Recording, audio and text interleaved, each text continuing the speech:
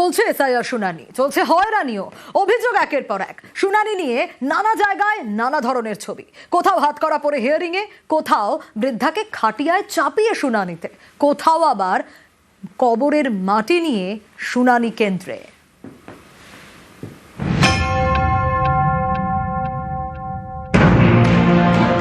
হাতকড়া পরে এসআইআর শুনানিতে উত্তর ২৪ পরগনার দেগঙ্গার বাসিন্দা শামীম হাসান। পরিবারের দাবি, তাঁরা জানতেন শামীম ভিন রাজ্যে কাজ করেন। সম্প্রতি তাঁর নামে এসআইআর এর নোটিশ আসে বাড়িতে।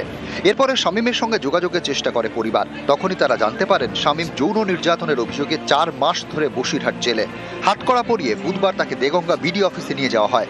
সেখানে পরিবারের সঙ্গে দেখা শামীমের। আমরা জানি যে ওর ছেলে বাড়ি কাজ করে, ও বাড়ি কাজ করতে পয়সা করে দিত বাড়ি। ছেলে জেলে কেন জানি না তো, আমার ছেলে ভালো ছেলে, সবাই গ্রামের লোক জানে যে আমার ভালো ছেলে। ওর হিয়ারিং ছিল, ওই সোজা জেল থেকে এখানে এলো। ৯৩ বছরের রাবেয়া বিবি শয্যাশায়ী। বুধবার তাঁকেও যেতে হয় শুনানিতে, খাটিয়ায় শুয়ে।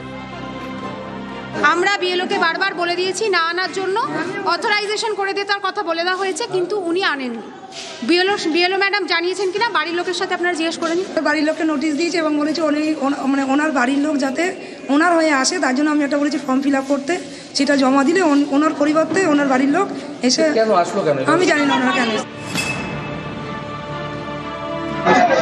এই ব্যাগে আমার ঠাকুর দাদার কবরের মাটি ওনারা ডিআই টেস্ট করে দেখে নিক যে আমরা এখানকার প্রকৃত বাসিন্দার কিনা। বাবার বাবা ঠাকুর দাদার কাগজ।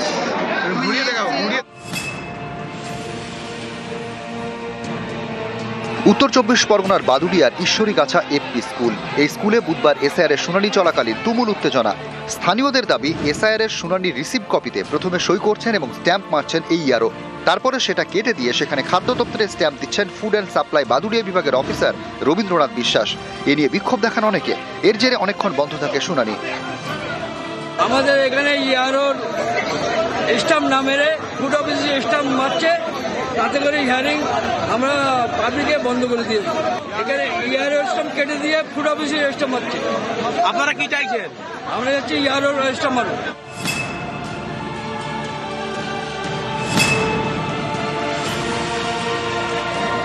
ইনি মালা মজুমদার, নদিয়ার কল্যাণীর বাসিন্দা। সোমবার তাঁর বাড়িতে আগুন লাগে। মালা মজুমদারের দাবি, কোনো রকমে তাঁরা প্রাণে বেঁচেছেন, নথিপত্র বাঁচাতে পারেননি। তাই থানায় করা জিডির কপি নিয়ে বুধবার হাজির হন শুনানিতে কল্যাণীর বিএলওর অফিসে। পুরে সমস্ত ছাই হয়ে গেছে, কিছুই নেই। এখন আমি হিয়ারিং এ ডেকেছি, হিয়ারিং এ এসছে।